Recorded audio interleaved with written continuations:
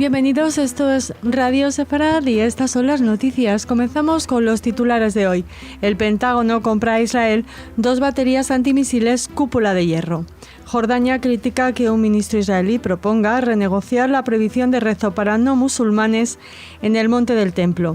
El presidente encargado de Venezuela, Guaidó, designará un representante diplomático para Israel tras 10 años de ruptura. Irán se jacta de haber sobrepasado en 60 a 70 toneladas el uranio enriquecido pactado en el acuerdo de 2015.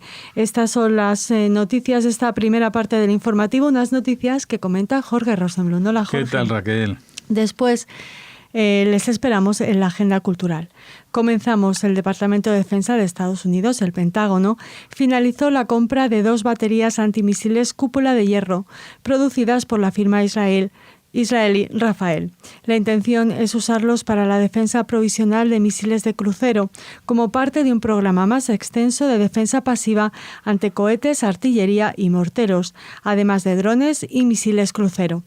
Las baterías antimisiles adquiridas incluyen 12 lanzadoras, 2 radares, 2 centros de comando de batalla y 240 interceptores. El sistema cúpula de hierro es capaz de interceptar blancos en cualquier condición climática y se diferencia de otros en que no chocan contra el objetivo, sino que explotan muy cerca del mismo. Bueno, esto es sin duda un motivo de orgullo para la industria armamentística israelí, ¿no? Es decir, que son los americanos le vienen a comprar un invento israelí, el cúpula de hierro, que justamente últimamente había sufrido varias críticas porque decían que cuando había lanzamientos muy masivos, pues no podía con todos, pero sí que es capaz cada uno de estos sistemas antimisiles localizar y eliminar varios blancos a la vez.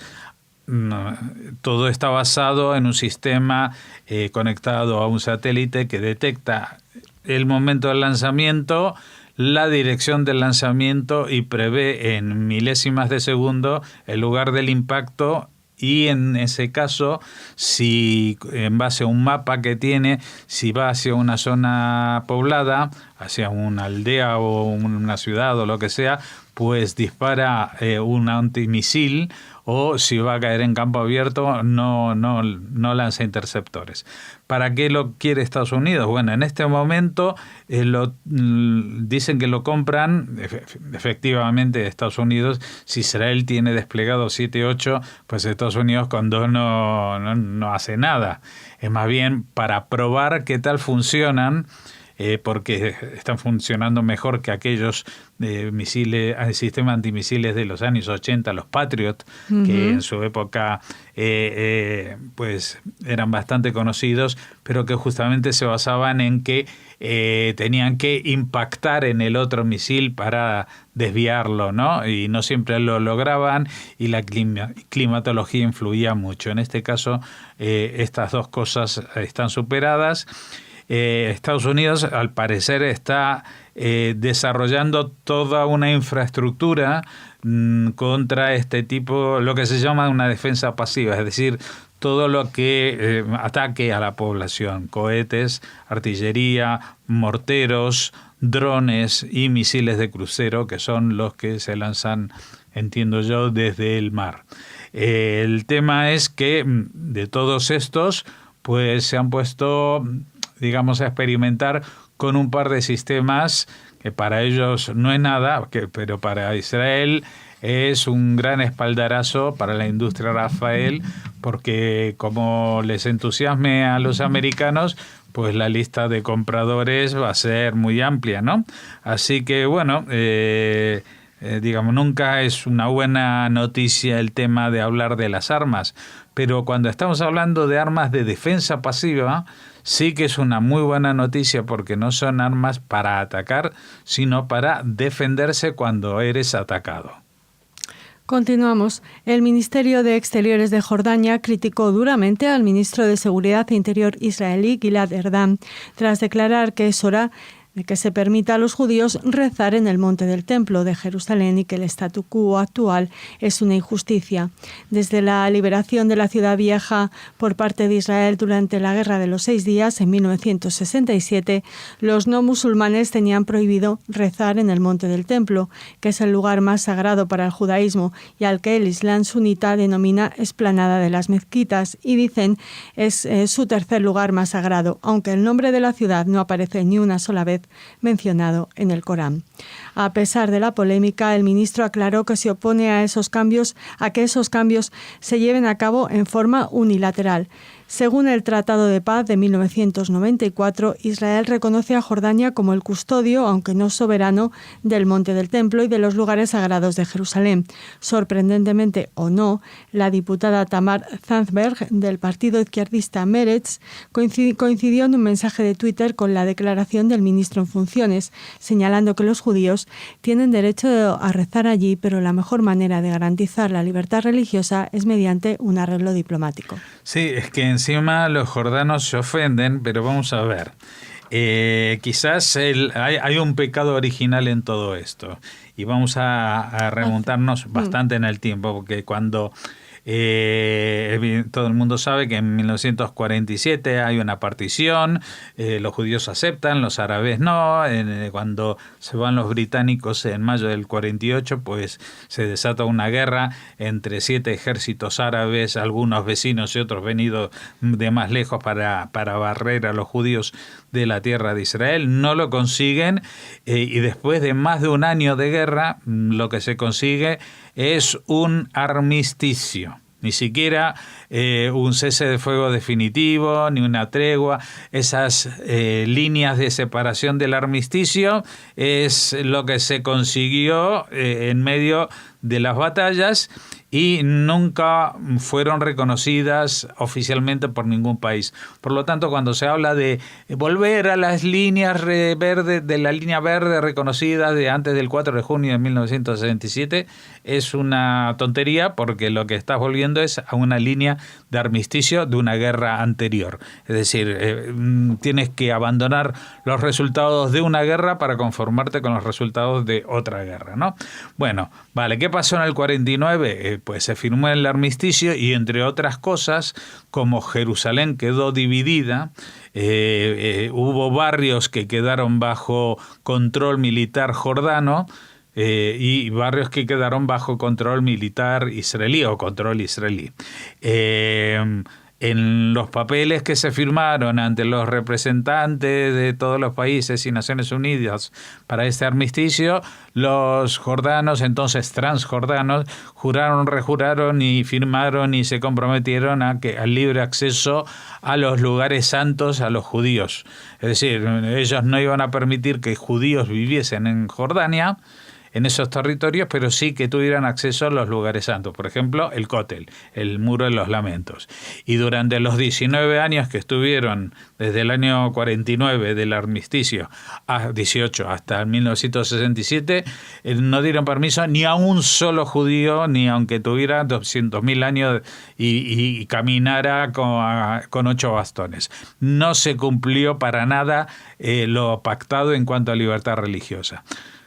¿Qué pasó en 1967? Cuando entraron las tropas israelíes, liberaron la ciudad de Jerusalén, se reconquistó también los barrios orientales, evidentemente se llegó también a la zona más sagrada del judaísmo, que es Motigur. Con Motagur, el general sí que entró primero, tomaron lo que se llama el Monte del Templo, popularmente conocido como explanada de las mezquitas, pero hay que decir que si eso es una explanada, alguien lo explanó. Eso era un monte y lo que los explanaron fueron judíos hace miles de años para construir en su cima un templo. Y después que los asirios lo destruyeron, pues volvieron a construirlo en el mismo sitio y vinieron los romanos y volvieron a destruirlo, y sobre ese sitio de destrucción, pues los musulmanes siglos después empezaron a construir la mezquita de Al-Aqsa. Es del siglo XIX, no es anterior, es decir, nunca fue un lugar sagrado mencionado en el Corán, etcétera, etcétera. Bueno, lo que quiere decir es que en 1967 Moshe Dayan, que era el ministro de Defensa, pensó que era una buena idea para lograr un ambiente sosegado después de la reconquista de Jerusalén, que lo que era la explanada de las mezquitas siguiese en control de los musulmanes. ¿Por qué? Porque según la mayoría, que no todos, los sabios del Talmud, un judío no debería rezar ahí arriba, porque sin querer podría estar pisando el sitio donde estaba el Arca de la Alianza, el Santa Santorum, que se llama. Y entonces dicen que los judíos mejor no recen arriba, y entonces los israelíes gratuitamente, y lo digo políticamente, le cedieron a un país enemigo, atacante, militarmente hostil con Israel, el control, el custodio de esa zona donde está sagrada. el domo de donde se dice el meteorito, desde donde Mahoma subió al cielo, que eso no es una mezquita, y la mezquita de Al-Aqsa, que fue, como dijimos, construida hace pocos siglos, financiada por el gobierno otomano, y a partir de ahí construyeron también la leyenda de que Al-Aqsa significa, no tiene nada que ver con el nombre de Jerusalén, porque Jerusalén en árabe se dice Al-Quds, se quiere decir la sagrada, y Al-Aqsa es un sitio que en el Corán menciona el profeta como un sitio lejano que aparece en un sueño, pero no dice si está al oeste, al este, tal. Además, la evidencia está que los que rezan en la mezquita de Al-Aqsa, cuando se ponen en posición en el patio y no entran, le dan la espalda a las posaderas, que eso para el mundo musulmán es determinante, a la propia mezquita de Al-Aqsa, y se orientan hacia la Meca, que sí es su lugar sagrado. Bueno, el tema es que todo este tema del control del monte del templo podríamos pasarlo por alto y decir, bueno, tal, y luego cuando hubo un tratado de paz con Jordania en el año 94, ya habían pasado bastantes años desde el 67, eso se formalizó. Es decir, que Jordania era el custodio, aunque no era el soberano de ese territorio, de ese cuadrado a cuyos pies está este muro de los lamentos. Bueno, ellos se lo tomaron de otra manera, ellos ahí se sienten soberanos. Vimos la semana pasada, el viernes y el fin de semana, cómo aprovechando la coincidencia de la fiesta de ellos del Cordero con el Tisha B'Av, pues montaron allí un cisco, cerraron todas las mezquitas para que solamente fueran a rezar ahí arriba, ni judíos ni cristianos, o sea, cuando se dice que solamente suben los musulmanes y los turistas tienen un par de horas por la mañana, creo que son los martes, y punto y pelota.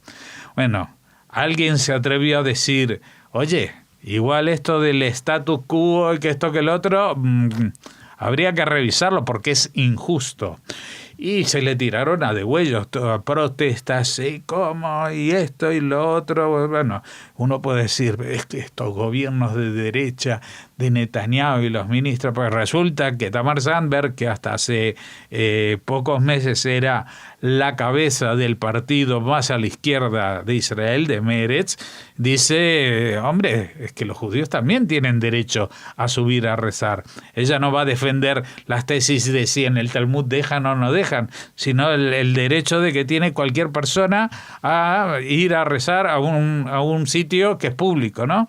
Bueno, y por las mismas dijo lo mismo que el ministro Erdán, que no lo haría de hoy para mañana, se acabó el status quo porque a mí así lo decido, sino que habría que negociarlo, habría que hablarlo, habría que poner algún plazo, etcétera, etcétera.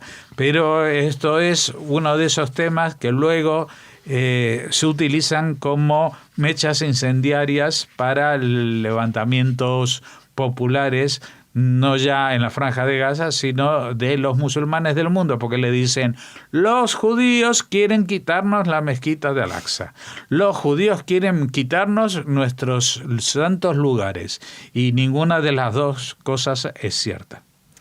Continuamos. Después de más de una década, después de que Venezuela e Israel rompieran relaciones diplomáticas, el presidente encargado de Venezuela, Juan Guaidó, habría decidido designar un representante diplomático venezolano para Israel. Así lo afirmó el presidente de la Asamblea Nacional en una rueda de prensa en la que adelantó algunos nombramientos ejecutivos que hará como parte de las últimas medidas. En el mensaje, el presidente encargado de Venezuela indicó que ya habló con Pinchas Brenner, ex rabino principal de la comunidad askenazí en Venezuela, al que propuso frente a la Asamblea Nacional como representante venezolano en Israel. Se espera que el anuncio se haga oficial durante la sesión ordinaria de la Asamblea Nacional este martes. El rabino Brenner nació en Polonia y pasó parte de su infancia y juventud en Perú. Posteriormente se ordenó como rabino en Yeshiva University y estudió un máster en la Universidad de Columbia. Desde el año 1967 ejerció como rabino principal de la comunidad judía askenazí de Venezuela. Venezuela e Israel rompieron relaciones diplomáticas en el 2009 durante la operación militar Plomo Fundido. El expresidente, el difunto presidente de Venezuela, Hugo Chávez, expulsó al entonces embajador de Israel, Shlomo Cohen, y desde entonces se rompieron las relaciones entre los países durante más de una década. Por otro lado, el régimen de Maduro ha seguido fortaleciendo sus vínculos con Irán y la Autoridad Palestina, quienes enviaron a sus cancilleres a Caracas en las últimas semanas. Además, Maduro ha recibido el respaldo y reconocimiento de organizaciones terroristas islámicas como Hezbollah y Hamas. A finales del mes de junio, el ministro de Comunicaciones, Jorge Rodríguez, denunció un supuesto involucramiento de agentes israelíes en un plan para derrocar y asesinar a Maduro. Bueno, este es un poco el resumen de las relaciones, las tensas relaciones de Venezuela con Israel. Hay que decir que todos los judíos venezolanos señalan que antes del régimen chavista, pues Venezuela se distinguía por ser un país donde no había antisemitismo de ninguna manera, que estaban todos súper integrados, que habían comunidades florecientes tanto de judíos sefardíes, muchos de ellos del mismo origen que los judíos españoles, es decir, del norte de Marruecos, llevan los mismos apellidos, están emparentados. En este caso, este rabino era de la comunidad Ashkenazí y tuvo un pequeño desliz diplomático cuando, ¿te acuerdas que hubo un intento de golpe de Estado contra Hugo Chávez en la época de Aznar, que Aznar reconoció enseguida al nuevo gobierno y luego en pocas horas ese golpe de Estado fue sofocado? Parece que el rabino Brenner también reconoció al nuevo gobierno y desde entonces pues no ha tenido buena acogida en Venezuela y ya ha dejado de ejercer ahí. Sin embargo, ahora pues está a punto de ser nombrado. La pregunta es, ¿sirve esto para algo? Porque claro, si fuera que estuviéramos hace 6 meses, quizás el nombre de Guaidó, las movilizaciones, el tema del presidente encargado y todo eso tenía una vigencia informativa, pero hoy en día todo eso se ha diluido tanto, el valor de las reformas que ha propuesto y las rebeliones que ha propuesto Guaidó al parecer no terminan de cuajar. Hay problemas también dentro de la dirigencia alternativa. Maduro se mantiene en el poder y cuando hay algún problema o son los americanos con las ondas electromagnéticas y no que tienen los postes de electricidad podridos hace años, o en el caso, como apuntaba su ministro de Comunicaciones, son agentes israelíes los que tratan de derrocar e incluso asesinar a Maduro, que por otra parte, cuando se reúne con algún rabino, enseguida lo primero que dice que él es de origen sefardí, que está muy orgulloso, etcétera, etcétera.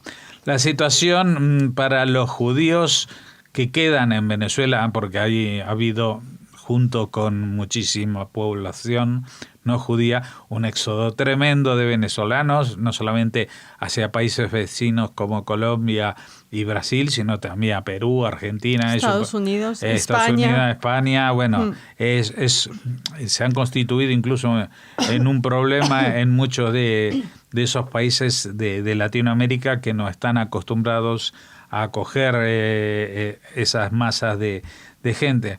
Así que tenemos el personaje, Pinchas Brenner, pero lo que no sabemos es si es un personaje que va a ser un cromo más dentro de los libros de historia o si realmente va a poder desempeñar ese papel para el cual ahora se le ha asignado, el de embajador de Venezuela en Israel. No conozco al rabino Brenner, supongo que es una persona muy preparada. Yo me conformaría con cualquier cosa que mejorara la vida de los venezolanos hoy en día, y también dentro de ello las relaciones de Venezuela dentro del concierto de las naciones, incluido Israel, con un país con el cual siempre ha mantenido hasta hace poco buenas relaciones diplomáticas. Así que, bueno, tendremos que esperar y ver si esto va a alguna parte. Lo que ya sabemos es que la República Islámica de Irán ha informado que ya ha superado entre 60 y 70 kilogramos el límite de la reserva de 300 kilogramos de uranio enriquecido establecido en el Acuerdo Nuclear de 2015. La Agencia Estatal Iraní para la Energía Atómica anunció a principios de julio que había empezado a enriquecer uranio al 4,5%, cuando el límite estipulado en el acuerdo era del 3,67%. Las autoridades iraníes tienen previsto dejar de cumplir otros de sus compromisos nucleares el próximo septiembre, salvo que la otra parte garantice sus exportaciones petroleras y transacciones bancarias. Bueno, la otra parte son los que quedan dentro del acuerdo, porque ya saben que Estados Unidos se ha salido y ha vuelto a poner sus sanciones no solamente al comercio directo con Irán, sino a las compañías que tengan a Irán como cliente, es decir, también compañías europeas, etcétera, etcétera. Con lo cual, pues esto sí que está haciendo mucha pupa en la economía iraní, y ellos, pues en vez de dar el brazo a torcer, digamos, de alguna manera, y aceptar negociar un nuevo acuerdo, que es por lo menos el objetivo declarado de la administración Trump, un acuerdo que no solamente incluye el desarrollo de armas nucleares, sino también el de los misiles balísticos, es decir, hasta dónde pueden llegar su ofensiva. Pues mientras tanto ellos no solamente que violan lo acordado, sino que van haciendo informes. Mire lo que hacemos, o sea, hemos, en vez de 300 kilos, que es lo que nos permitía, pues ya tenemos 370, y si nos dejaban ir con 67%, ya estamos al 4,5%. El problema del uranio enriquecido, puede parecer que no es nada pasar del 3,67 al 4,5, pero para enriquecer el uranio de manera que se convierta no en una herramienta de energía, sino en una arma de ataque nuclear, justamente se simplifica a medida que se logra mayor pureza. Es decir, es mucho más difícil enriquecer el uranio hasta el primer escalón que hacerlo a partir, por ejemplo, del 5%, pasar al 20% es mucho más sencillo, y de ahí a estar totalmente operativo es muy, pero muy sencillo. Ese es el problema, que todo este tinglado del acuerdo del 2015 se suponía que era para una moratoria nuclear. Mientras tanto ya han pasado 4 años, es decir, que ellos han seguido desarrollando no solamente métodos de enriquecimiento, sino mejorando las máquinas, las famosas centrifugadoras, que aunque no las hagan trabajar, sí que experimentan con ellas y saben que ahora podrían en poco tiempo, en unos meses, lograr un objetivo que antes le hubiera llevado años.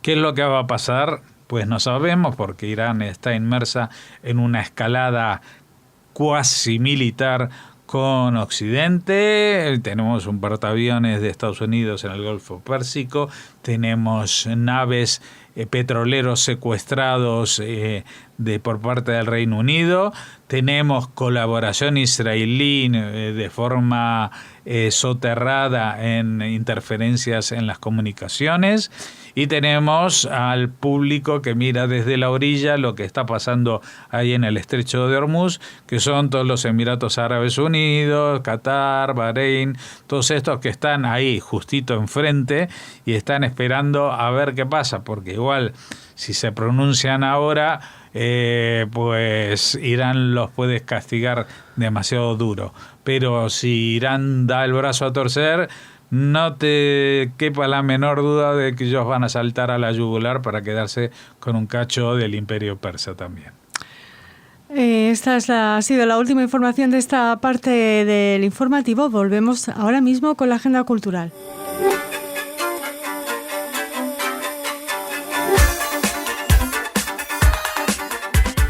Bueno, una agenda cultural la de hoy que tiene valor doble, porque como estamos en España y el día 15 es fiesta nacional, pues estas noticias se les tienen que alcanzar para 2 días, ¿eh? Así que dosifíquensela para que también el jueves y el viernes les alcancen para hacer ¿qué?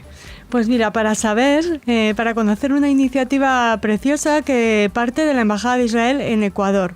Allí han decidido liderar la tendencia de dejar libros en espacios públicos para que otros los lean. Ya sabes, el famoso book crossing.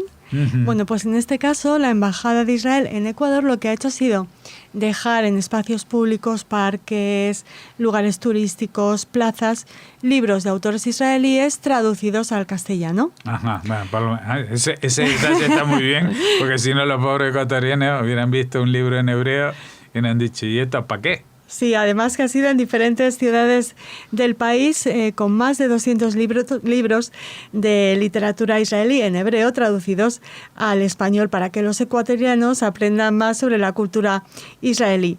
La idea del proyecto lleva el nombre Libros Liberados de Israel, y cuando una persona termina el libro, pues ya sabe que lo tiene que volver a dejar en un lugar público para que otro lector lo disfrute. Los libros están marcados con un mensaje en letras rojas que dice «Llévame», y dentro tienen un código e indicaciones para entrar a la web bookcrossing.com, donde se puede hacer seguimiento de a dónde ha viajado el libro, cuáles han sido sus lectores a lo largo del mundo, y compartir comentarios. Así que nos ha parecido una iniciativa estupenda. Sí, y yo me imagino que uno de los autores preferidos para este tipo de iniciativa debe ser Edgar Keret. Seguro. Porque como son microrelatos, es decir, tú no sabes nada de literatura israelí, pero ves un cuento que ocupa medio folio y te lo lees. Sí. Y dices, pues mira, me leeré otro cachito. Uh-huh. Y de literatura israelí a cine israelí. Yamin Noraim es el título de la nueva cinta del director israelí Yaron Zilberman, que alude, ya saben, al nombre religioso entre los días judío, entre los días de Rosh Hashanah y Yom Kippur.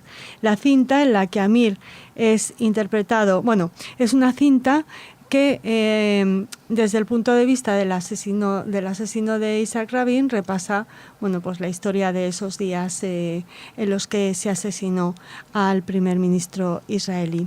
En la cinta Amir es interpretado por el actor Yehuda Nahari Alevi, aborda la historia desde la perspectiva personal del asesino, de este joven ultraortodoxo, que todavía 25 años después no se ha arrepentido. No. Y es su historia poco antes de cometer el magnicidio del 4 de noviembre de 1995, por el que, como saben, fue sentenciado a cadena perpetua. Sí, realmente es difícil decir algo sobre Yigal Amir, porque una de las cosas que a mí me gustaría es que la gente no supiera siquiera su nombre. porque de alguna manera, como siempre comentamos aquí, el mayor castigo, la mayor maldición que tenemos los judíos es que se olvide su nombre, que se borre su nombre. Y el nombre de Yigal Amir sigue sonando, y mientras siga sonando, yo creo que las posibilidades de que la cadena sea realmente perpetua cada vez se van a reducir más, a pesar de que haya gobiernos más de derecha o más de izquierda, pero este hombre se ha casado, ha hecho una familia, incluso desde la cárcel, tiene admiradores, tiene redes sociales, y hay mucha gente que se identifica y piensa que lo que ha hecho ha estado muy bien. Han pasado, como decimos, 24 años del asesinato, y no solo que no tiene ningún arrepentimiento, sino que yo no sé qué tal se reflejará en la cinta, pero él se siente muy, muy completo con su conciencia de haber asesinado primero a un judío, segundo a un judío elegido por el pueblo, y tercero un judío elegido por el pueblo con un currículum como militar, general, etcétera, que si él hubiera hecho algún proceso de paz, no lo hubiera hecho a título personal. Es decir, si Yitzhak Rabin hubiera logrado no sé qué acuerdo con Yasser Arafat de cesión, lo que sea, eso se hubiera votado en el Parlamento, hubiera habido manifestaciones, hubiera habido todo lo que sea, pero que Israel es una democracia, es decir, que no hay justificación alguna en este mundo para lo que ha hecho. Y yo no soy nada convencido del valor o de... Lo siento así, lamento comentarlo, pero para mí gente como esta, que no tiene ningún arrepentimiento, el hecho de que estén en la cárcel o estén fuera no modifica su conducta, no los reintroduce en la sociedad, no repara absolutamente nada para las víctimas. De hecho, hay un medio de comunicación, el sitio Walla Tarbut, que afirma que la propia hija de Rabin, una de sus hijas, Dalia Rabin, asistirá al estreno de la película el día 7 de septiembre en el Festival Internacional de Cine de Toronto, algo que nos resulta un tanto extraño, pero... bueno, es que el que aparece es un actor, no es la persona. Claro. Hay que ver, se le habrán pasado el guión y supongo que la en el guión, pues igual esta persona Sí. aparece dibujada más como un psicópata que como un patriota, ¿no? Y seguimos en esta agenda en clave muy israelí, porque nos vamos al Festival de Jazz del Mar Rojo, que regresa a Eilat para su edición de verano, que tendrá lugar desde el 25 hasta el 27 de agosto. Ya saben, es el festival donde hasta las estrellas de mar y los corales bailan a ritmo de swing. Ajá. El festival durará 3 días y contará con grandes músicos de jazz de la escena local, tanto de la escena local como figuras internacionales. Destacamos a Abishai Cohen, claro, Boyka, Marquis Gil Blanquet, Diego El Cigala, el representante español, Piano Nikes. Boyka también es cantante española, ¿eh? Sí, ¿será Concha Boyka? Claro. Sí. Bueno, pues Concha, no me atreví a decirlo porque tampoco sé si es una figura internacional, pero bueno. En Israel la cultura española está muy considerada, es muy conocida, y te diré una cosa, ahora tampoco Eilat es lo que era, ahora tiene el aeropuerto internacional, Claro. Y se puede llegar ahí en vuelo directo sin atravesar 4 horas de coche por un desierto horrible que se llama Arabá, y que en el cual pues no hay una sombra ni cada 200 kilómetros. Otros artistas son los Piano Nikes, Enrico Rava, Dani Rosenfeld Ozet y muchos más. Bueno, ahí hay varios nombres que son famosos, y el Festival del Mar Rojo se está consagrando. Fíjate la diferencia que tiene, porque pegadito a Eilat, los jordanos que tenían ahí una aldea de beduinos montaron una ciudad también turística, creo que se llama Aqaba, y bueno, y de ahí nos salen ni festivales ni nada. Lo único que sale es algún tour dirección Petra para ver las ruinas nabateas de una cultura que se preocuparon de masacrar hace mucho tiempo y a la cual se llega también sudando mucho por el desierto. Bueno, así terminamos este informativo. Ya saben que es un informativo doble, de alguna manera, porque el 15 es festivo aquí en España, así que aprovechamos para desearles Shabbat Shalom. Ya hacemos puente, Shabbat Shalom, y nos vemos en las noticias de los lunes. Hasta entonces.